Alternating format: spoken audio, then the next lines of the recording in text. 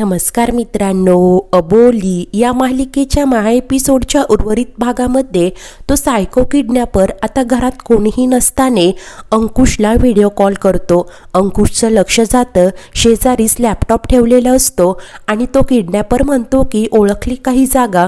अरे ही तर तुझ्या खूप परिचयाची जागा आहे, हे शिंदेंचं घर आहे. अंकुश आता एकटक पाहतच राहतो. तर तो किडनॅपर म्हणतो की काय रे, मला तर तुझं गणितच कळत नाही. एक जण म्हणतं की तू अबोलीचा नवरा आहेस, तर ती पल्लवी सांगते की तू तिचा नवरा आहेस. काय त्या दोघीही तुझ्या बायका आहेत का?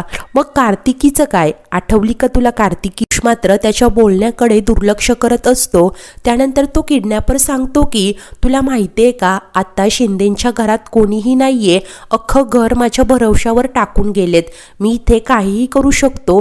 असं बोलत आता लगेच गॅसचा नॉब ऑन करतो आणि म्हणतो की आता काही वेळाने सगळेजण दमून भागून घरी येतील आणि कोणी जरी एखादा स्विच ऑन केला की लगेच बूम, माधव, आजी, राघू, अबोली सगळेच संपतील रे. असं म्हणत आता विचित्रपणे हसू लागतो. अंकुश म्हणतो तुझी ही फालतूची बडबड बंद कर आणि तुझी दुश्मनी माझ्यासोबत आहे ना, मग का त्या बिचाऱ्यांना उगीच त्रास देतोय? तू ना डरपोक आहेस, काहीही करू शकत नाही. हिम्मत असेल ना तर एकदा माझे हात सोड, मग बघ. असं आता तावानेच बोलत असतो. तेव्हा तो किडनॅपर हसतच म्हणतो की हो का, पण आत्ता तसं काही करायचा माझा मूड नाहीये.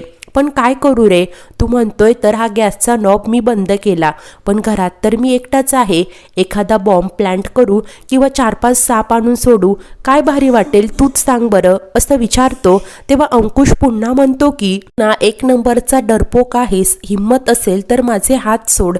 किती दिवस असं बांधून ठेवशील? त्यावर तो किडनॅपर रागानेच म्हणतो की तू मरेपर्यंत. तेव्हा अंकुश म्हणतो स्वप्न बघ, पण लवकरच अबोली तुझं पितळ उघडं पाडेल. आता तुझा अंत जवळ आलाय, तू आमचं काहीही वाकडं करू शकत नाही, असं ठामपणे बोलतो. तेव्हा तो सायको किडनॅपर म्हणतो की असं काहीही होणार नाही, कारण लवकरच मी त्या अबोलीचा काटा काढणार आहे. माझ्याकडे ना भरपूर प्लॅन आहेत. चल आता या शिंदे कुटुंबाला कसं संपवायचं याचा जरा मी नीट विचार करतो आणि नंतर तुला कॉल करतो. असं म्हणत तो किडनॅपर आता हसतच फोन कट करतो. तर इकडे आता क्रिश आणि अबोली दोघेही त्या कोड्याचाच विचार करत असतात. क्रिश म्हणतो की चावी, कार सगळं ठीक आहे, परंतु तो चहाचा कप तर मला खूपच मिसमॅच वाटतोय. अबोली म्हणते विचार करून करून तर माझं डोकं दुखायला लागलंय. त्यांची त्या बाईशी काय दुश्मनी असेल? तेव्हा क्रिश म्हणतो की एकतर त्या कोड्याचं उत्तरही आपल्याला सापडत नाहीये. तर अबोली विचारते पण तू मला इथे या कार पार्किंगमध्ये का घेऊन आलाय? तेव्हा क्रिश म्हणतो की अबोली, मला माहिती आहे यामध्ये मला तुझी मदत लागणार आणि तुझ्या या अवस्थेत आपण बाईकवरनं तर फिरू शकत नाही, त्यामुळे यापुढे आपण ना कारनेच फिरूयात. अबोली देखील होकार देते. क्रिश पाहतो तर गाडीची चावी तो विसरलेला असतो. त्यामुळे आता समोर उभा असलेल्या राणेंना आवाज देत म्हणतो की राणे, माझ्या गाडीची चावी आणा. अहो कार की आणा, कार की.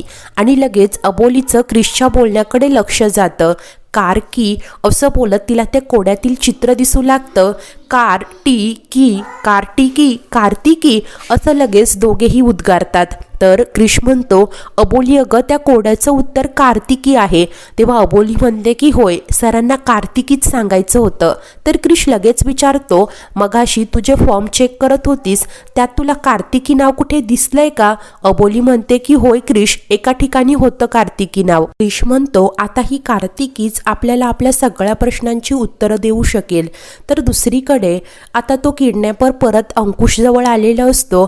अंकुश विचारतो काय केलंय तू शिंदे कुटुंबियांसोबत? तेव्हा तो किडनॅपर खुश होत सांगतो तुला माहितीये का, तुझ्या आजीच्या चादरीतनं मी साप सोडलाय आणि तुझा माधव काका आहे ना, त्याच्या बुटात विंचू, त्याने पाय घातला की लगेच डंख मारणार. आणि ती राघू ना, तिला मी चॉकलेटमधनं अंमली पदार्थ देतोय, लवकरच तिला याचं व्यसन लागणार. अंकुश रागानेच ओरडतच म्हणतो की तू असं काहीही करू शकत नाही. तेव्हा तो किडनॅपर नाटकं करत बोलतो बाई बाई, माझं वय तरी बघ, एका बाई माणसाच्या अंगावर ओरडायला काही वाटतं की नाही तुम्हाला? तुझी ती प्रिय अबोली आहे ना, तिच्यासाठी तर असा ट्रॅप रचलाय ना, अशा वायर सेट करून आलोय की तिने हात लावताच करंट लागून लगेच जागीच मरेल ती. तेव्हा अंकुश म्हणतो की माझ्या अबोलीला काही झालं ना तर मी सोडणार नाही तुला. तेव्हा तो किडनॅपर म्हणतो आधी स्वतःला तरी सोडवून दाखव. आता अंगात काहीही त्राण नसलेला अंकुश पुन्हा पुन्हा तुला हे सगळं खूप महागात पडेल असं त्या किडनॅपरला सांगू लागतो. तर इकडे पोलीस स्टेशनमध्ये तावडेबाई कार्तिकी नावाच्या एका बाईला तिथे घेऊन येतात.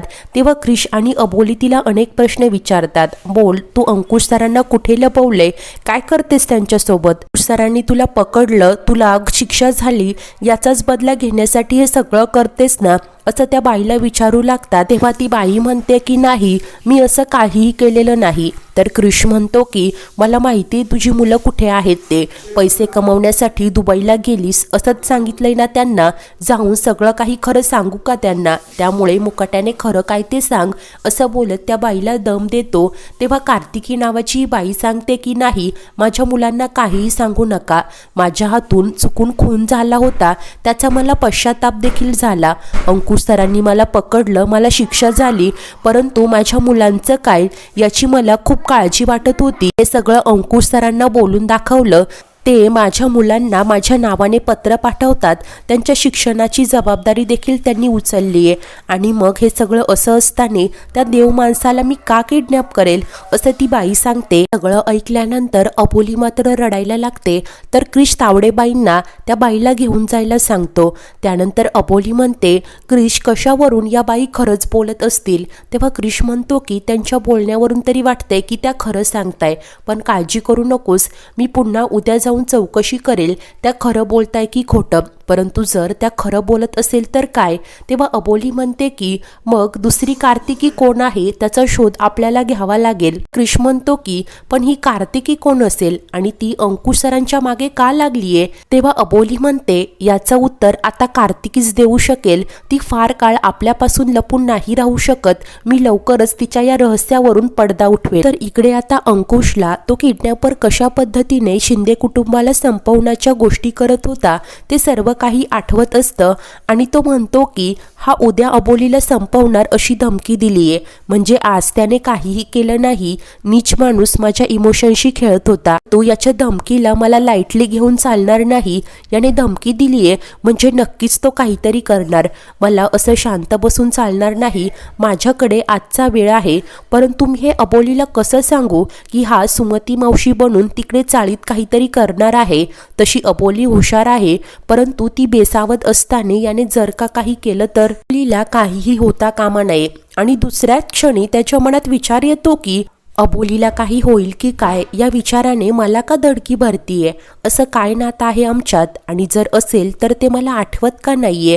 परंतु हा सगळा माझ्या मनाचा एखादा भ्रम तर नाहीये ना. हे सगळं नंतर, आधी मला काहीही करून त्यांना वाचवावं लागेल, सावध करावं लागेल. तिकडे चाळीत माझा शार्दूल आणि पल्लवी देखील आहेत. काहीही करून मला अबोलीला हे सांगावंच लागेल की सुमती ही सुमती नसून चेहरे बदलणारा एक बहुरूपी आहे. दुसरीकडे अबोली आता चाळीत आलेली असते आणि देवीसमोर हात जोडतच म्हणते की मला माफ कर, मी कुणालाही खरं काय ते सांगू शकत नाही, आता मला कुणालाच टेन्शनमध्ये टाकायचं नाही. आणि देवी आई, उद्या आमची खूप मोठी परीक्षा आहे, मला खात्री आहे की तू काहीही चुकीचं होऊ देणार नाहीस, असं बोलत आता देवीला नमस्कार करते. तिथेच दिव्यांचं ताट ठेवलेलं असतं. अबोली ते ताट हातात घेऊन देवीला ओवाळत मनाशीच म्हणते की देवी आई, उद्या जे घडणार आहे ते फक्त तुलाच माहिती आहे, परंतु जेव्हा तू जातेस ना तेव्हा सगळी संकट घेऊन जातेस, तुझ्या भक्तांना तू काहीही होऊ देत नाहीस, मला या सगळ्या संकटाशी लढण्याचं बळ दे, अंकुश सरांना लवकर परत घेऊन ये, उद्याची विजयादशमी तुझ्या कृपेने नक्कीच वेगळी ठरेल याची खात्री आहे मला, असं बोलत अबोली आता देवीला आरती ओवाळत असते. इकडे आता त्या सायको किडनॅपरने पुन्हा एकदा राजाचा वेश घेतलेला असतो आणि जोरजोराने मृदुंग वाजवत असतो. त्यानंतर गदा हातात घेऊन समोर येतो आणि डायलॉगबाजी करत म्हणतो की मिटा दूंगा तेरा अस्तित्व तेरी हस्ती. आणि काय अंकुश कसा दिसतोय मी असं विचारतो तेव्हा अंकुश म्हणतो की तू ना स्वतःच्याच वधाची तयारी करतोय. तो किडनॅपर खुश होत म्हणतो की अगदी बरोबर ओळखलंस, उद्या सुमती मावशी बनून मी त्या अबोलीला संपवणार, तिला कळणारही नाही कोण आलं कसं आलं आणि काय झालं, माझा एक वार आणि अबोली असं म्हणत तो जोरजोराने हसत असतो. पुढील भागात सुमती मावशी अबोलीला विचारते तुला माहितीये का खरा रावण कोण आहे ते, तेव्हा अबोली म्हणते कोण, तर सुमती मावशी रागानेच मी असं म्हणत अबोलीच्या व्हीलचेअरला धक्का मारते. अबोली खाली पडणारच असते परंतु देवीच्या कृपेने ती स्वतःच्या पायावर उभी राहते. तर तो किडनॅपर येऊन तिच्यावर वार करतो परंतु अबोली तिचा हात पकडते आणि म्हणते की आता संपला तुझा शो, आता डायरेक्ट वध. अशाच नवीन भागांच्या अपडेटसाठी आपल्या चॅनलला नक्की सबस्क्राईब करा. धन्यवाद.